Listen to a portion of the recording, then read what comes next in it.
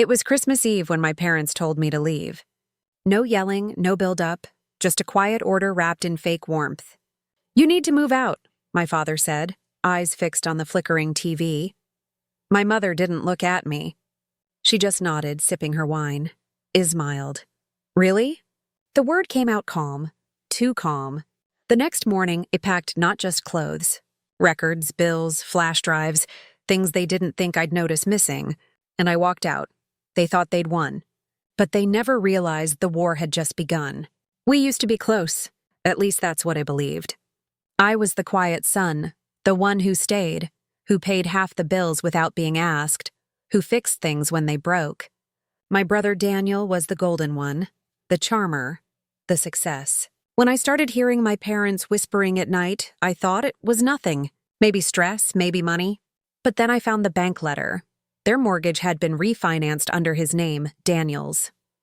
He wasn't even living with us, but his name was on everything. House title, accounts, insurance. My name wiped clean like I'd never existed. I confronted my mother once casually while she was cooking. "Hey, when did Daniel start handling the bills?" She froze for a moment too long. "Oh, he's just helping out. You shouldn't worry about it." That pause was enough. It stopped being their son that day. I became their observer. For 3 months, I said nothing. I watched, listened, waited. They thought I was oblivious, that I was too quiet to fight back. They didn't see the quiet as calculation. When they told me to move out on Christmas, I realized why. They wanted a clean exit before the truth surfaced. The house wasn't mine. The savings weren't mine. My father's company accidentally transferred funds from my joint account into Daniel's. I didn't scream. I didn't break. I just said, "Okay," because I had already started my plan. Daniel had a habit, arrogance. He left traces of everything. Emails, passwords, pictures. He was too proud to delete evidence, too confident to think anyone was watching. But I was. I logged in one night, found documents he signed pretending to be me. Loan applications, insurance forms, even a letter addressed to my employer on my behalf. Fraud, identity theft, forging, all in one neat digital trail. I didn't report it. Not yet. I collected screenshots, dates, voice recordings. Every click was another nail. Then I waited for the perfect moment. 2 months after I left, my parents threw a small dinner for Daniel's promotion. The house looked the same. Warm lights, family photos, perfect smiles. I showed up uninvited, holding a small wrapped box. Daniel opened the door, confused. "You came?" "I never miss a family event," I said, stepping inside. My mother's face tightened. My father avoided eye contact.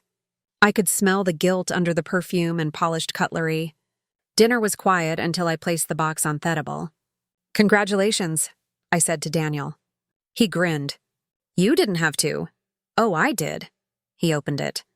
Inside was a printed copy of the loan document with his signature over my name. His face drained of color. "What is this?" he stammered. "Proof," I said softly, "of what you've been doing to me, to them." My father's hand trembled. My mother whispered, "What is he talking about?" "Ismailed. You didn't know. He forged everything. The bank account, the mortgage, the house. You're all living in my name." Daniel stood up. "You can't prove." "I already did." I slid a small USB drive onto the table. "The bank has it. The police have it. And by morning, the media will too." My father's fork clattered. My mother gasped. And Daniel finally realized who had taken his place. The fallout was fast. Daniel's company fired him within a day. My parents' house was seized under fraud investigation. Everything they tried to take from me turned to ash in their hands. But I didn't stop there. I built quietly. New apartment, new number, new life. I used the compensation money from the lawsuit Toby a small place by the coast. No one knew where I went. I heard later that my parents told people I'd run away, that I was unstable. That's the lie they live with now. Because admitting the truth, that their favorite son destroyed them, and the quiet one exposed it, would ruin the illusion they built their lives around. So they keep pretending, and he let them. Sometimes late at night I play that dinner in my head. The silence. The look in Daniel's eyes when he realized he'd lost everything. People think revenge is loud, dramatic, explosive. It's not. It's silent, precise, and it waits until the moment you think you've won before it takes everything back. I didn't just move out of that house. I moved out of the lie they built, and now they're trapped inside it forever.